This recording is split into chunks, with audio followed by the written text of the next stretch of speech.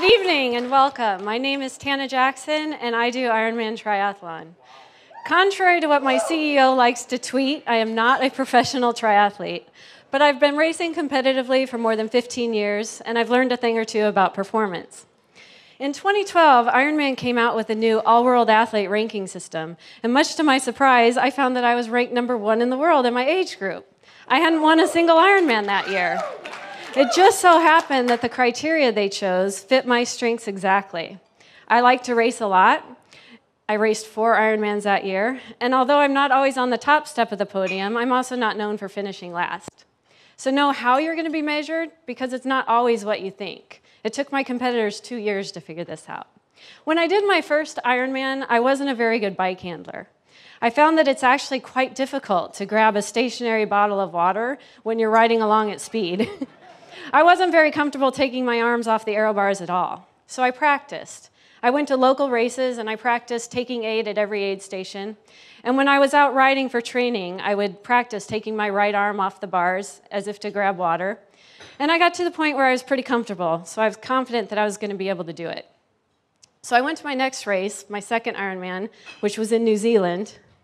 They ride on the left-hand side of the road in New Zealand. So I rode another 112 miles without water. On Saturday, I'm going to be doing a half Ironman in Hawaii. Being able to do twice that distance faster than anyone else is not going to get me on the podium. I've had to tweak all of my key go-to workouts for both power and speed. Ironman Hawaii in October is my favorite race. I would do it every year if I could. People are always surprised when they ask me if I'm racing this year, and I don't know because I have to qualify. They don't just let you in because you've done it 10 times before. Nobody cares how fast your sight was last year. The race isn't won on race day. You don't wake up the morning of a race and decide that you're going to do one, let alone win an Ironman. There's several ways to lose a race on race day, but you're not going to improve your fitness to win it. The foundation for a good performance is laid in the weeks and the months before the race, and all of those early morning workouts when nobody's watching, and all of those long days in the saddle by yourself. On race day, you are simply executing the plan. It's also not the time to try out some new technique or some new piece of gear that you read about online or that the person next to you is using. You'd be surprised how often that happens. Stick to what you've tested and what you've trained for. Nothing new on race day. Everyone knows that triathlon is swimming, biking, and running, but what if I told you that there are athletes out there who race who are faster swimmers, bikers, and runners than the ones who are winning the race? It's because there's another element that's often overlooked, but it's crucial to meeting your potential, and that is eating. It's not as easy as it sounds. Nobody wants to eat when their body's redlining. It's something that you actually have to train for and practice. And nobody's going to care. Your friends won't ask you, how many calories per hour were you able to take in? They're going to ask, what was your swim split? What was your bike split? What was your run time? But how fast you can run a marathon really doesn't matter if you're walking, or worse, crawling. Ironman is a rare sport where the professionals and the amateurs compete together on the same course on the same day. I've towed the line with Lance Armstrong, Heinz Ward, Apollo Ono, and every Ironman world champion of my time. I tend to get a little bit starstruck when I'm in a social situation, and I find myself standing next to the guy whose book I read as my training Bible.